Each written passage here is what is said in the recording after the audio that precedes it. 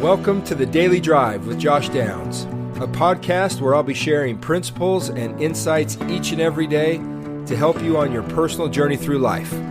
Things to better help you move forward from wherever you are to where you want to be. Good morning, guys, and welcome to the Daily Drive podcast. Josh Downs here. This is episode 2. Now, today's thought comes from one of my favorite stories. Whether you've heard it before or not, it's one of those stories that we really could benefit from hearing every single day. The story is told of a wise old Cherokee chief who was having a conversation with his grandson and trying to teach him about life. And in the story, he tells him, "My son, there is a fight that's going on inside of me, and it's a terrible fight. And it's between two wolves. One is evil. He is anger, envy, sorrow, regret, greed, arrogance, self-pity, guilt, resentment, inferiority, lies, false pride, superiority, and ego." He continued, "The other one is good. He is joy, peace, love, hope, serenity, humility, kindness, benevolence, empathy, generosity, truth, compassion, and faith. The same fight is going on inside you and inside every other person too." The grandson thought about it for a minute and then asked his grandfather, "Which wolf will win?" The old wise Cherokee chief simply replied, and here's the lesson: the one you feed. Now, as simple as that statement is, it is also very profound and worth repeating. Which wolf will win? The one you feed. Now, 2 quick thoughts on that. First, it's important to recognize and acknowledge the fight. There is good and evil in each one of us. God clearly teaches in Scripture that from the time we are born, sin begins to conceive in the heart. Parents, as wonderful as your children are, and as much as you don't want to see any darkness in them, to turn a blind eye to that darkness, whether it's in us or others, which sometimes we tend to do instead of acknowledging it, is to leave our guard and defenses down and open ourselves up for further attacks, or to keep our support from being offered better to those who we care so much about, who are facing that fight within as well, and potentially alone. So recognize the evil, see it for what it is, understand it's in everyone. Doing so will lead to a couple of key outcomes. First, acknowledging this will help us to be more patient with ourselves and others, while also creating a greater urgency to feed more of what is good in us.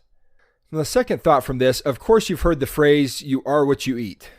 Now, while there certainly is a lot of truth to that as it relates to us physically, it really can't be overstated just how much that applies to us mentally, emotionally, and even spiritually as well. Now consider for a moment what we allow ourselves and our children to consume physically on a daily basis. I know of individuals and parents who go to great lengths to limit the amount of sugar, soda, carbs, and other junk foods from their diets and their children's diets because they know the toll it can have on their physical health, not to mention their dentist bills. My question for you to consider today is, do we guard with the same vigilance and attentiveness what we allow ourselves and our children to consume in other ways that can lead to the decay and cavity of the heart and soul? And maybe nothing more so impactful is with media. Studies show that the average person will have spent between 7 and 10 years of their lives watching TV. By the time children are 18, studies also show that they will have witnessed over 200,000 acts of violence just from watching television. Studies also show that kids today spend over 13 hours a week playing video games, which personally I think is an understatement. I once had a student tell me that he was averaging 40 hours a week playing video games, and this while going to school. And we haven't even mentioned anything about music, social media, and the message that we are being bombarded with there. Are we really aware of what we are consuming and what part of us it is feeding? If not, let me offer you an experience that I had once that maybe you can relate to that really helped me to see what I couldn't see. It was an experience that I had back when I was married and my children were just little. A new video game had just come out and I wanted to play it after work for a bit as a way to unwind. And so I did so for a few days, until one day while playing this particular game, my sweet little daughter Brooklyn said or did something that was annoying to me while I was playing. Now, I don't remember what it was, but what I won't forget is the hurt look on her face after I snapped at her.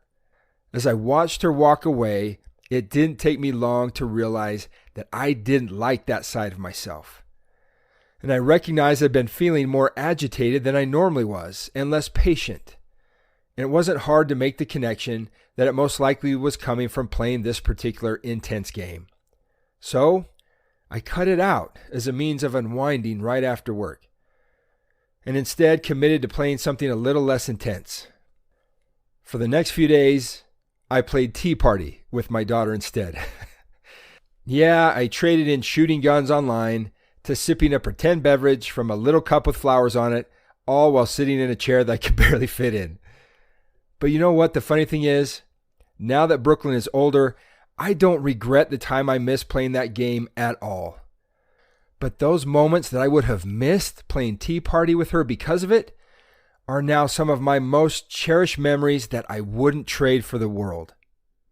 If we notice a rise in aggression, depression, self-pity, greed, envy, or other similar things, I would suggest the first thing to look at is where might the source of food be coming from that is feeding that part of us. If you want to cut off those feelings, cut off their food supply, and instead replace them with food that feels good to the soul. There is a difference in my attitude, disposition, and level of patience and joy, to name a few things, after going on a walk, reading something uplifting, playing a game with my children, listening to positive audio, serving, praying, and other similar activities. And I've noticed the same goes for my children. So my invitation is this. I've worked with people who have wanted to change their physical health, and I don't care how much they exercise and are willing to do on the outside. If they don't change what they are allowing to go inside of them, they'll never achieve their health goals. So what I do first is have my clients track everything that they're putting into their bodies so they can potentially see why they are feeling so poorly and then identify what needs to change.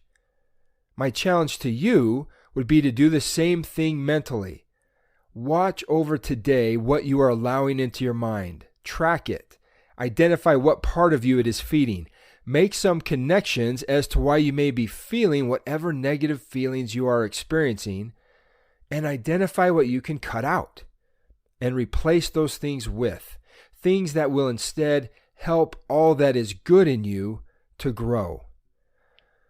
One of the things that I love most about this story is that really no matter how dire the situation, as long as there is fight left in the good wolf, he can always still win out.